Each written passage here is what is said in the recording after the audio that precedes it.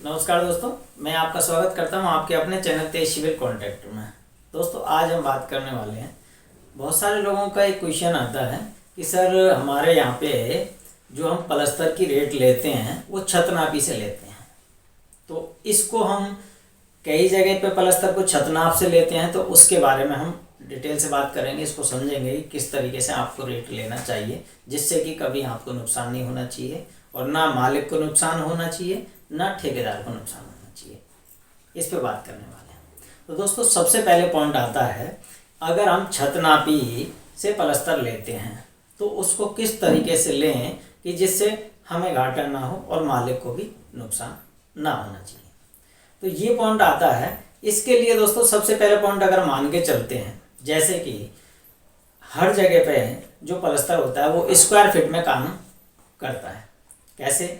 जैसे कि ठेकेदार क्या करते हैं कि 1 स्क्वायर फीट का उसको रेट मिलना चाहिए, चाहे वो 15 रुपये हो सकता है, 20 रुपये हो सकता है, 25 रुपये हो सकता है, 40 रुपये हो सकता है।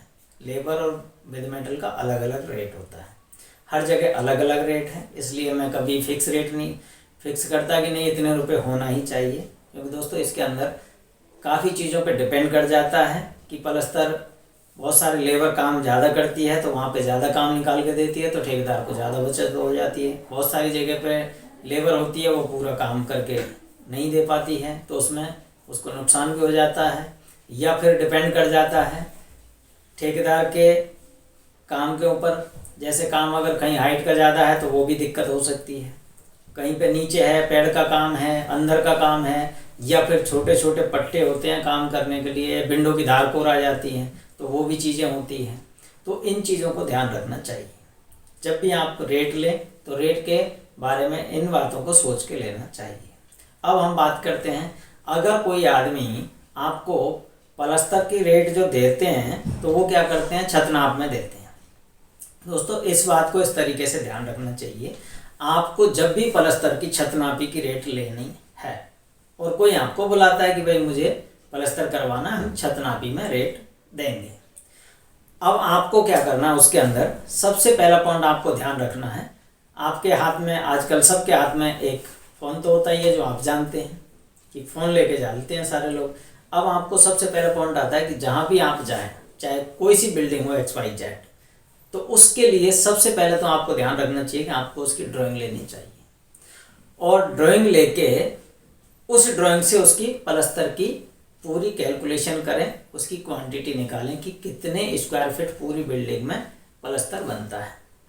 क्योंकि जब तक आपको पूरी बिल्डिंग के पलस्तर का निकलेगा नहीं, आपको निकाल नहीं पाओगे, तो आपको पता नहीं लगेगा कि इसके अंदर कितना फीट पलस्तर बैठ रहा है। अगर आपको इस तरीके से करना है तो ये ड्राइंग से आसानी से आप निकाल सकते हैं। अब ड्राइंग से कैसे निकालेंगे, मैं एक मोटा मोटा आइडिया बता दे रहा हूँ। बिल्डिंग का जो भी पलस्तर बनेगा, आप उसकी दीवार गिन लीजिए लंबाई में। जैसे कि कोई भी बिल्डिंग आप बनाते हैं तो जितना लंबाई चौड़ाई और जितनी बीच में दीवार है, उन दीवारों को नाप करके उसका कैलकुलेशन निकाल सकते हैं। क्योंकि हर बीच में जितनी भी दीवार होंगी वो अलग अलग नपेंगी। लंबाई में पूरी दीवार बाहर का है तो बाहर का भी नापिए, अंदर का है तो अंदर का भी नापिए। दूसरी चीज़, छत का जो पलस्तर होता है वो भी आपको नापना होगा, यानी कि नीचे से जो छत का पलस्तर करते हैं वो भी नापेंगे। तो वो पूरा पलस्तर नाप के उसके बाद में आपको एवरेज निकालना है। उनसे मालिक से कोई दिक्कत नहीं है, उसके लिए मालिक को मत बताइए कि इसमें इतने रुपये फीट में पलस्तर करेंगे, ये करना। आपको पहले उसकी पूरी कैलकुलेशन करके फिर पूरा पलस्तर जोड़ लेना है। अब एवरेज मान के चलिए कि आपका जो पलस्तर जुड़ेगा छत का, दीवारों का, क्योंकि दीवारों का दोनों तरफ पलस्तर होता है, बीच में दीवार है उसका भी होगा, बाहर का अंदर का, सारी चीज़ें अगर जोड़ के आप टोटल अगर उस पलस्तर को इकट्ठा कर लेते हैं। आप इस चीज़ को ध्यान रखिएगा कि जैसे आपका पलस्तर जब आप काम करेंगे तो आपके लेबर मिस्त्री एकजुट, यानी कि 2 मिस्त्री हो गए, उसके अंदर 3 लेबर, अगर नीचे का है तो 2 लेबर में भी काम चल जाएगा, अगर 2 नहीं तो 3 लेबर में काम चल जाएगा। एक एवरेज देख लेते हैं कि भाई कितने ऊपर में काम है, पेड़ का खर्चा, वो सारी चीज़ें अगर आपको निकालनी है तो उस हिसाब से अगर आप जोड़ के देखेंगे कि भाई एक दिन के अंदर हमारे आदमी कितना पलस्तर करके दे सकते हैं। लेकिन आपको इस बात का भी ध्यान रखना चाहिए कि जिस तरीके से लेबर मिस्त्री काम करते हैं उसको ये ना देखें कि एक दिन लंबी दीवार उसको मिल जाती है कि भाई 50 फुट लंबी दीवार है या 40 फुट लंबी दीवार है, पूरी पूरी लंबी लंबी दीवार है, तो उसके अंदर तो आदमी ज़्यादा काम निकाल देता है। अब सपोज करिएगा बीच में विंडो आ गई है, कहीं पे धार आ रही है, कहीं पे कॉलम आ रहा है, कहीं पे छोटे पट्टे आ रहे हैं, 2 फीट की दीवार आ गई कहीं पे, तो उसका प्लास्टर करने में और बड़ी दीवार करने में बहुत कुछ फ़र्क पड़ जाता है। आपको कभी भी एक दिन का एवरेज नहीं निकालना चाहिए। आपको जब भी एवरेज निकालें तो आप कम से कम 10 दिन का, 15 दिन का ऐसे एवरेज निकालना चाहिए कि 15 दिन के अंदर हमारा कितना काम हुआ है, क्योंकि तभी जाके आप इस चीज़ को समझ सकेंगे कि एवरेज कितना रुपये स्क्वायर फीट हमारा ठेकेदार को लेबर करके देती है। जो भी आप करके दें उसके बाद में अपना जो भी प्रॉफिट बनता है उसके बाद उसमें एक्स्ट्रा जोड़ दें, तो वो आपका रेट निकल के आता है। मैंने ये रेट जो है आपको देखनी है तो रेट के बारे में मैंने एक वीडियो बनाया हुआ है, ब्रिक वर्क का रेट के बारे में भी बनाया हुआ है, प्लास्टर की रेट के बारे में भी बनाया हुआ है। उसमें कितना मटेरियल लगता है, कितनी लेबर लगती है, कितना स्क्वायर फीट काम करके देते हैं, और सारी चीज़ें हैं जो मैंने वीडियोज़ के अंदर बताया हुआ है। आप उसमें अगर देखते हैं तो आपको ये सारी चीज़ें समझ में आ जाएगी।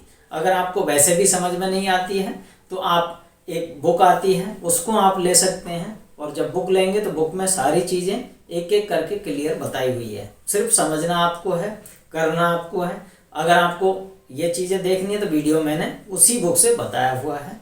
बुक का जो नाम है वो है इंजीनियरिंग एस्टीमेट एंड कॉस्टिंग। ये BN दत्ता साहब की लिखी हुई किताब है, लेखक हैं इसके BN दत्ता साहब। तो उस तरीके से अगर आप ये चीज़ें सीखना चाहते हैं तो आप बहुत सारी चीज़ें उसके अंदर, आपका चिनाई भी है, प्लास्टर भी है, सरिया, सीमेंट, रोड़ी, पेंट, लकड़ी, रोड, ब्रिज, सारी चीज़ों का उसके अंदर रेट दिया हुआ है। तो दोस्तों इस तरीके से अगर आप ये सारे काम को करते हैं तो आपको मिला जुला के सारी चीज़ें क्लियर करके आ जाएगी कि इतने रुपए फिट हमारा प्लास्टर होगा, इतने रुपए हमारी जो भी प्रॉफिट होगी उस हिसाब से निकाल करके अब आप छत नाप से उसको कंप्लीट कर सकते हैं। जैसे आपकी जो भी छत बनती है उसको नाप लीजिए, उसके नापने के बाद में उससे उसको गुणा कर दीजिए।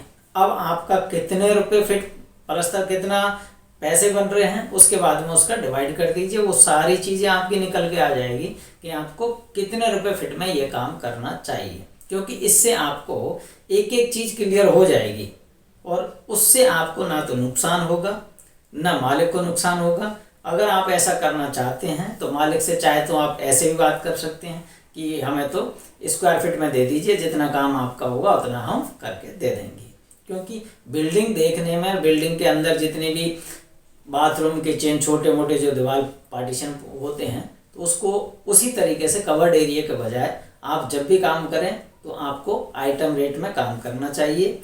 जैसे प्लास्टर का पूरे का अलग स्क्वायर फीट में काम करना चाहिए, जिससे कि आपको ना तो मालिक से लड़ाई करने की ज़रूरत है, ना मालिक आपसे लड़ाई करेगा। सीधा बोलेगा इतना फुट प्लास्टर हमारा बन रहा है, इतने फीट का इतना रेट है, अब आप जितना कराएंगे उतना हम लेंगे, अन्यथा आप देने की भी ज़रूरत नहीं, आपको ज़्यादा देने की ज़रूरत नहीं, आपको कम देने की ज़रूरत नहीं है। तो दोस्तों इस तरीके से छत नापी अगर आप करते हैं तो छत नाप का ये एक तरीका है, इसको करके आप आराम से ये ठेका ले सकते हैं। तो दोस्तों उम्मीद करता हूँ आपको ये सारी जानकारी अच्छी लगी होगी। अगर आपको जानकारी अच्छी लगी है तो आप एक लाइक करिएगा और अपने चैनल तेज सिविल कॉन्ट्रैक्ट को सब्सक्राइब कर लीजिए। थैंक यू दोस्तों।